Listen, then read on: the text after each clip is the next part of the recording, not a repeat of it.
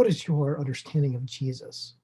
Sometimes I think we view the Old Testament as if the writers had a vague notion, some kind of nebulous cloud of understanding of who the Messiah was going to be. I think that shortchanges the vision of the writers that we call of the Old Testament. I think the Psalms, for example, and I've been trying to show this over and over, had a far more robust, picturesque, rich understanding of who this Messiah would be, even though they did not understand completely how that person would flesh out all the principles for justice, mercy, righteousness, forgiveness, answers to prayer, and the kingship of the reign of the Almighty King would take place. Psalm 72 ends the second book of Psalms, and it's a glorious celebration. It's a proclamation of blessing upon the future king. You can see that it says of Solomon, which could mean many different things. It could be about Solomon, it could be by Solomon, it could be in honor of Solomon, who would be, or was David's son, and would take the throne upon David's reign. We know that Solomon himself fell short of all of the attributes described here in Psalm 72.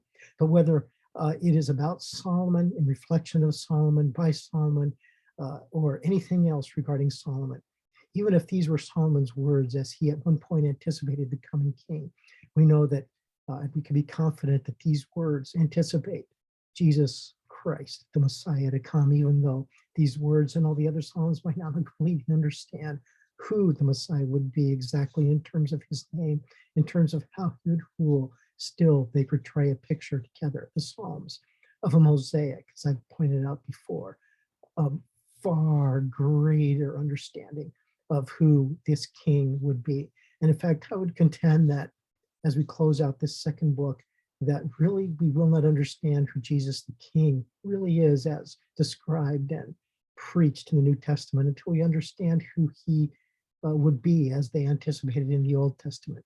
So the Old Testament looks forward to the new looks back to the old, so that neither one can exist without the other. The new doesn't make sense from the old, and our understanding of Jesus Christ the King as delivered and preached and taught in the Gospels is not complete without understanding that they connect with the Old Testament passages themselves, even as the Psalm portray a window looking back at the history while anticipating the future. And so we see the many blessings that the Psalm writer says in this particular Psalm.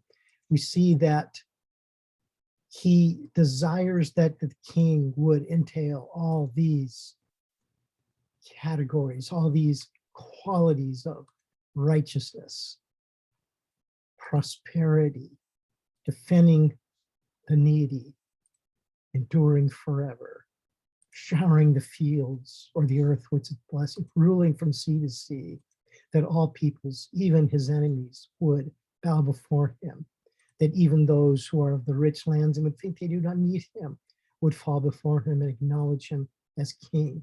May all the kings bow down to him, the psalm writer says.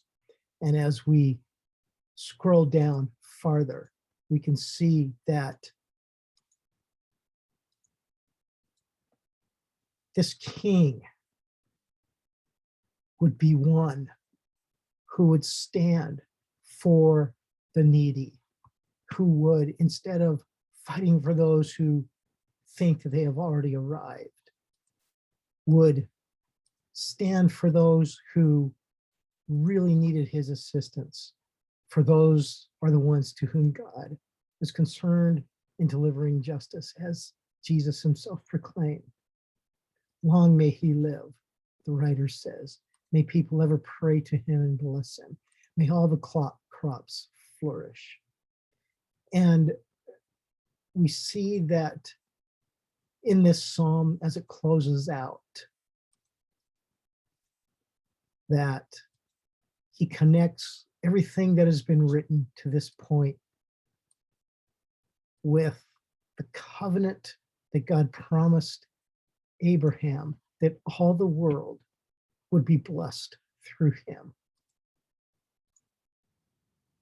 And it is through this kingship that the psalm writer of Psalm 72 realizes that his It is through this king that all the nations, all the world would find blessing. This psalm looks forward to the ultimate reign of King Jesus Messiah. He is the only one who can fulfill such qualities, such righteousness, such power, such grace, such mercy, such power, such rules. This theme is so prominent that Abraham would be one through whom the whole world would be blessed.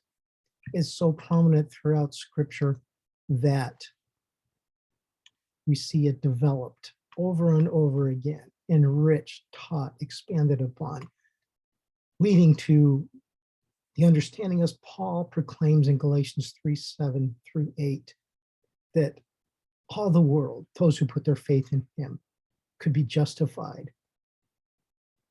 through Abraham, the man of faith, by putting their faith in him. Jesus Christ is the only one in whom this quality of kingship could ever reign. And it is in recognizing this and putting our faith in him, in this reign, that we will eventually see his ultimate rule.